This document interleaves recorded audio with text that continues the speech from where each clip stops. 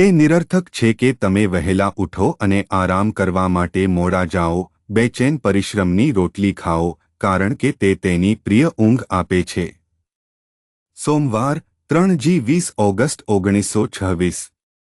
આજે સવારે અમારા ધ્યાન માટે મેં કોરિન્થિયન્સ પ્રકરણ 16 શ્લોક 14 ને પોલના પ્રથમ પત્રમાંથી પસંદ કર્યું છે. તમે જે કરો છો તે બધું પ્રેમમાં થવા દો. ચાલો આ શ્લોક પર ધ્યાન આપીએ. આ સવારના ધ્યાનની થીમ છે, તેને પ્રેમથી કરો. પાઉલે કોરિન્થીઓને લખેલા પ્રથમ પત્રનો અંત લાવતા તેઓએ કઈ રીતે જીવવું જોઈએ એ વિશે વાત કરી. તે તેમને સાવચેત રહેવા અને વિશ્વાસમાં અડગ રહેવાનું કહે છે. કારણ કે તેમણે તેમની સાથે ખ્રિસ્તી તરીકે, ચર્ચ તરીકે, સમુદાય તરીકે સામનો કરવો પડ્યો હતો તે વિવિધ પડકારો વિશે વાત કરી હતી.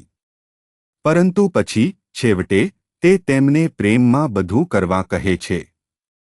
તે કહે છે, તમે જે કરો છો તે બધું પ્રેમમાં થવા દો.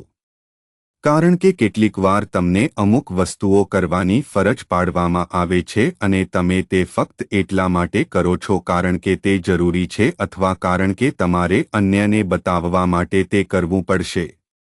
પરંતુ પછી, પોલ તેમને પ્રેમમાં તે કરવા વિનંતી કરે છે. સાથીઓ, આપણા જીવનની દરેક યાત્રામાં આપણે હંમેશા અલગ અલગ પ્રકારની પરિસ્થિતિઓનો સામનો કરીએ છીએ, ઘરમાં, કામ પર કે સમાજમાં. અમે એવી નોકરીઓ લઈએ છીએ જે અમને મળે છે અને જે અમને ગમે છે તે નહીં.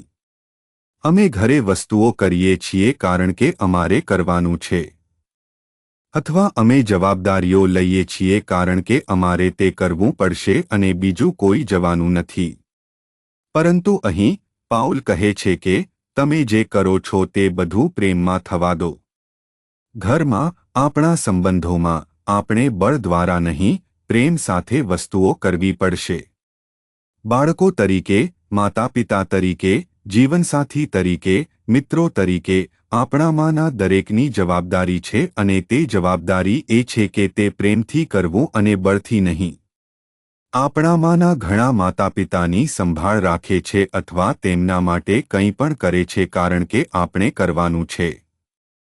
પરંતુ અમને પ્રેમથી કરવા માટે બોલાવવામાં આવે છે. અમે અમારા બાળકો માટે કેટલીક વસ્તુઓ કરીએ છીએ કારણ કે અમારે કરવું પડશે. પરંતુ પછી, જો આપણે તેને પ્રેમથી કરીએ, તો તે અદ્ભુત હશે. અમે સેવા કરીએ છીએ અથવા અમે બળથી ભગવાનની સેવા કરીએ છીએ, પરંતુ આપણે તેને પ્રેમથી કરવાની જરૂર છે. તેથી, ચાલો આપણે જે કરીએ છીએ તે બધું ભગવાનને મહિમા આપવા માટે પ્રેમ સાથે કરીએ.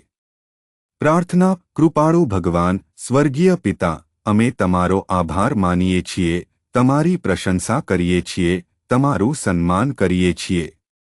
પ્રભુ, અમને પ્રેમમાં બધું કરવામાં મદદ કરો. ખ્રિસ્તના નામે આપણે પ્રાર્થના કરીએ છીએ. આમેન.